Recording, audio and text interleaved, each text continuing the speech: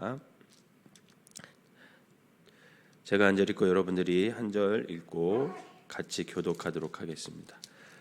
예수께서 거기서 떠나 유대 지경과 요단 강 건너편으로 가시니 무리가 다시 모여들거늘 예수께서 다시 전례대로 가르치시더니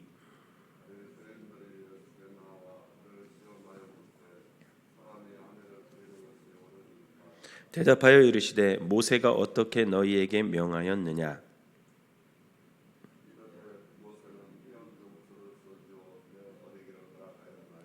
예수께서 그들에게 이르시되 너희 마음이 완악함으로 말미암아 이 명령을 기록하였거니와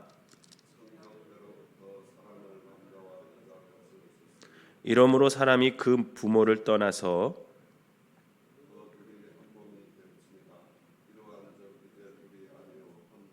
그러므로 하나님이 짝지어 주신 것을 사람이 나누지 못할지니라 하시더라. 이르시되 누구든지 그 아내를 버리고 다른 데에 장가드는 자는 본초에 간음을 행함이요 또 아내가 남편을 버리고 다른 데로 시집가면 간음을 행함이니라. 아멘. 오늘 이 새벽에도 주님 전에 나온 여러분들과 여러분들에게 하나님의 은혜가 함께 하시기를 주님의 이름으로 축원합니다. 오늘 마가복음 1장 12절에 보니까 예수님과 이제 바리새인들이 논쟁을 해요. 논쟁을 하는데 무엇 때문에 논쟁을 합니까? 이혼 문제에 대해서 논쟁을 합니다. 이제 예수님께서 가버나움을 이제 떠나셔서 이제 당신이 이제 십자가에 달릴 때가 가까이 온 것을 주님이 아시고 예루살렘으로 향하게 됩니다. 근데 그 예루살렘으로 향하던 중에 유대지경, 그러니까 유대인들이 많이 사는 지역이겠죠. 그 유대지경의 요단강 건너편 쪽으로 이제 가시게 됐어요. 그랬더니 사람들이 또 예수님께 막 몰려든 거예요. 사람들이 몰려들었고 또 예수님은 그들에게 전에처럼 하늘나라와 또 하나님의 말씀에 대해서 가르치기를 시작하셨습니다. 그런데 그 무리 중에 누가 있었냐면 바리새인이 있었던 거예요. 이 바리새인들이 예수님을 시험하기 위해서 이렇게 질문을 해요. 2절 한번 다시 읽어볼까요? 10장 2절 시작. 바리새인들이 예수께 나와 그를 시험하여 묻되 사람이 아내를 버리는 것이 옳으니까. 우선 바리새인들의 의도가 있는 것 같아요. 그를 시험하여, 예수님을 시험하여 이런 표현을 쓴 거 보면 이 질문이 궁금해서 한 게 아니에요. 그들은 이 질문을 통해서 어떻게 하면 예수님의 약점을 잡아서 그 예수님을 죽이고 싶었던 거죠. 그래서 이렇게 질문을 한 겁니다. 사실 여러분 이혼 문제 이렇게 생각하면 가정 문제 같잖아요, 그죠? 근데 사실은 가정 문제가 아니고 그 당시 이혼 문제는요 사회적인 문제였고 정치적인 문제였어요. 더욱이 지금 예수님과 바리새인들이 이혼 문제를 가지고 논하고 있는 지역이 어디냐? 유대지경이라 그랬어요. 유대지경. 이 유대지경은 어디냐면요 헤롯 안디바가 다스리고 있던 지역이에요. 여러분 헤롯 안디바가 누구예요? 헤롯 안디바는요 이복 동생 아내와 결혼하면서 세례 요한으로부터 그건 하나님 앞에서 죄를 짓는 것이다 이렇게 지적받은 사람. 그 사람이 누굽니까? 바로 헤롯 안디바예요. 결국 이 사건으로 헤롯 안디바는 세례 요한을 어떻게 해요? 죽이게 되잖아요. 세례 요한을 죽이게 돼요. 즉 바리새인들은 이곳에서 예수님께 이혼 문제를 질문하면서 예수님을 세례 요한처럼 정치적으로 약점을 잡고 싶었던 거야. 그래서 그 약점을 잡아서 세례 요한과 같이 감옥에 가두고 결국은 세례 요한처럼 죽이고 싶었던 그런 속내가 이 바리새인들 속에 있었던 것입니다. 더욱이 그 당시는 사회적으로 이혼은요 당시 유대사에서 다반사로 행해지는 그런 사회적인 문제였어요. 이게 왜 사회적인 문제냐면 이혼을 하게 되면 여자들은 먹고 살 길이 없었어요. 그래서 유대 지도자들 중에서 샴마이 학파라고 있었거든요. 이 샴마이 학파는 간음죄를 짓는 것 외에는 절대로 이혼하면 안 된다. 아내를 버리면 안 된다. 이렇게 보수적인 입장을 취했어요. 근데 힐렐 학파는 자유주의적인 견해를 지지하면서 이혼을 악용하는 사례가 많았어요. 그래서 이혼 문제는 여자들의 생존 위협을 주는 아주 심각한 사회 문제가 되었습니다. 그때 당시에. 그래서 그 당시 이혼 문제는 정치적으로 사회적으로 굉장히 민감한 문제였어요.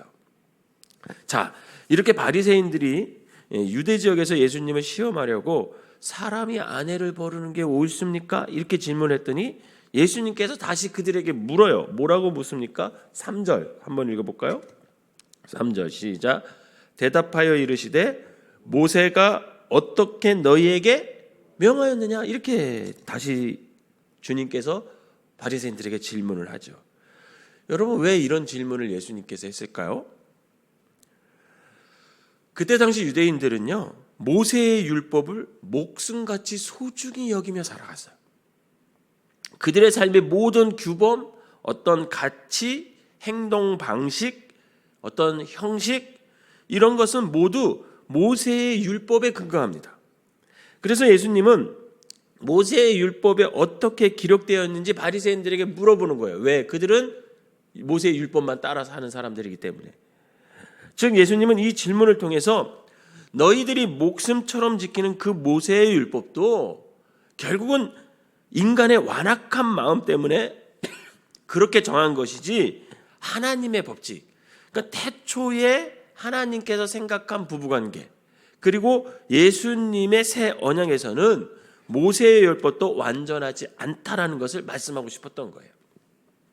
그랬더니 바리새인들이 이렇게 대답을 해요. 4절 한번 대답할까요? 같이 읽어볼까요? 시작. 이르되 모세는 이혼 증서를 써주어 버리기를 허락하였나이다. 이렇게 대답합니다. 그럼 왜 모세는 이혼 증서를 써주면 남편이 아내를 버려도 된다 이렇게 허락을 했을까? 이게 신명기 24장 말씀에 나오거든요. 모세 당시 남편은요 아내를 버릴 수 있었어요. 근데 여자는 남편을 버릴 수 있었을까요? 없었을까요? 없었어요. 버릴 수가 없었어요. 이 남성 위주의 사회에서 여성은 늘 약자였어요. 이혼한 여성은 그래서 그 당시 사회법으로 보호받을 수 있는 길이 없었어요. 또한 당시에는 여자를 정욕이나 어떤 정욕의 대상이나 어떤 노예 같은 소유물로 취급했고 그냥 남자의 마음에 들지 않으면 소유물 버리듯이 아내를 그냥 그렇게 버려버렸어요. 결국 남자의 이기심들 때문에, 남자의 완악함 때문에, 즉 남자들의 완악함 때문에 여자들이 고통받고 죽어가던 그런 시대가 모세의 시대였어요. 그래서 모세는 이런 무책임한 남자들로부터 여자의 권리를 보호하고 이혼을 방지하기 위해서 이혼 증서라도 너네 써주면서 내보내라 이렇게 얘기했던 거예요. 사실은 헤어지면 돼요, 안 돼요, 부부가? 안 돼. 안 되죠. 근데 정 너네가 살기 힘들면 남자들이 만약에 여자들을 이혼해서 버릴 거면 이혼 증서를 써주라 그랬어요. 즉 사회적인 약자 여성들을 남성들의 폭력으로부터 보호하기 위해서 모세는 이혼 증서를 써주라 그런 거예요. 여러분 만약 이혼 증서가 없이 어떤 여자가 결혼 생활이 너무 힘들고 그 남편의 폭력으로 도저히 결혼 생활이 못할 때 정말 그래서 여자가 도망쳤어요. 근데 이혼 증서가 없어. 그러면 이 여자는 어떻게 될까요? 그때 당시 여러분 그때 당시 이 여자는 창녀로 취급을 받았어요. 그래서 그 당시 여인들은 이혼을 당하고 만약에 이혼 증서가 없잖아요. 그럼 먹고 살 수 있는 길이 없었어요. 그래서 이혼 증서가 필요했습니다. 왜? 이혼 증서가 있잖아요. 그러면 또 다른 누군가와 재혼을 할 수가 길이 열려 있었어요. 즉 모세의 율법으로는 무소의 율법은 남자의 완악함 때문에 어쩔 수 없이 여성을 보호하기 위해서 이혼 증서를 써주라고 했던 거지, 이혼을 합당하게 생각한 것이 아니라는 겁니다. 그러면서 예수님은 태초에 하나님께서 그럼 남자와 여자, 이 남편과 아내의 부부관계가 어떠해야 되는지 다시 한번 그 바리새인들과 사람들 앞에서 말씀해 주세요. 6절과 9절 한번 읽어봅시다. 6절에서 9절 시작. 창조 때부터 사람을 남자와 여자로 지으셨으니 이러므로 사람이 그 부모를 떠나서 그 둘이 한 몸이 될지라. 이러한즉 이제 둘이 아니요 한 몸이니 그러므로 하나님이 짝지어 주신 것을 사람이 나누지 못할지니라 하시더라. 아멘.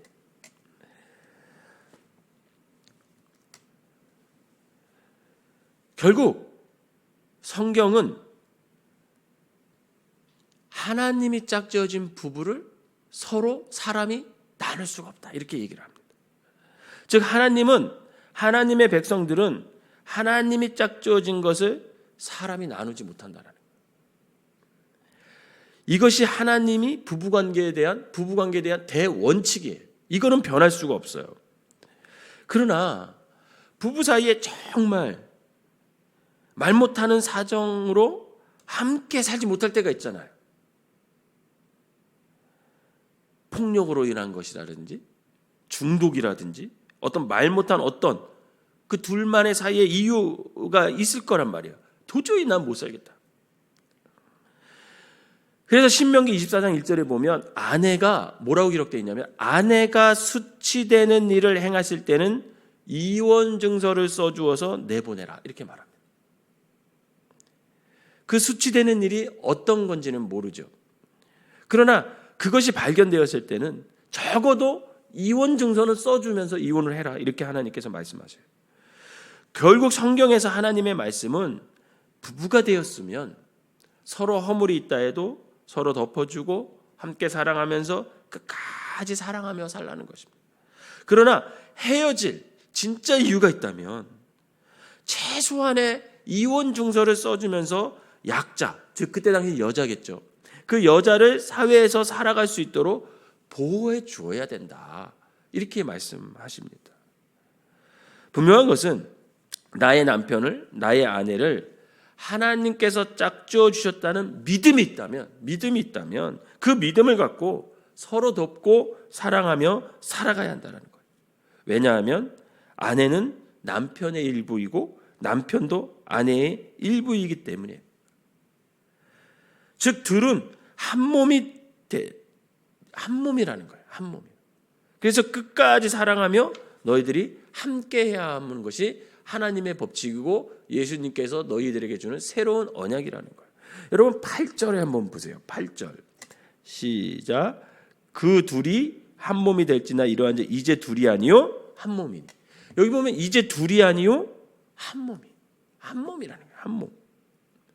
여러분 생각해 보세요. 내 몸에 붙어있는 이 팔이 떨어져 나간다고 생각해 보세요. 얼마나 고통스럽겠어요. 즉 한 몸 중에 뭔가 하나가 떨어져 나가요. 분리한다면, 나뉜다면 얼마나 아프고 고통스럽고 상처가 깊게 남겠습니까? 주님은 그거를 아셨던 거죠. 그러니 너희들 한 몸이기 때문에 절대로 떨어지지 말라는 거예요. 둘 다 아프다는 거죠. 요즘 시대는 참 이혼이 쉬운 시대를 살아가고 있습니다. 어쩌면 이 시대에 이혼이 많은 이유가 오늘 성경에서 기록된 것처럼 우리의 수치스러운 행위 때문은 아닌지, 아니면 죄를 지으려는 그 완악함 때문은 아닌지 한번 우리가 깊이 생각해 볼 필요가 있다는 거죠. 다른 성도의 바라기는 행여나 우리의 완악함 때문에 서로의 수치스러운 일을 통해서 하나님께서 짝지어준 부부관계를 깨트리는 죄를 짓지 않는 우리 모두가 되시기를 주님의 이름으로 부탁을 드립니다. 기도하겠습니다. 사랑과 은혜가 충만하신 하나님 아버지, 감사합니다. 사람이 혼자 있는 것이 보기 안 좋아서 주님께서 창조 때부터 남자와 여자를 하나로 한 몸으로 맺어주셨는데 행여나 우리의 수치스러운 행동 때문에, 우리의 완악함 때문에 서로가 헤어지는 일이 없도록 늘 깨어 있고 믿음으로, 말씀으로 아버지 하나님이여 서로 사랑하며 살아갈 수 있는 믿음의 부부들이 될 수 있도록 인도하여 주시옵소서.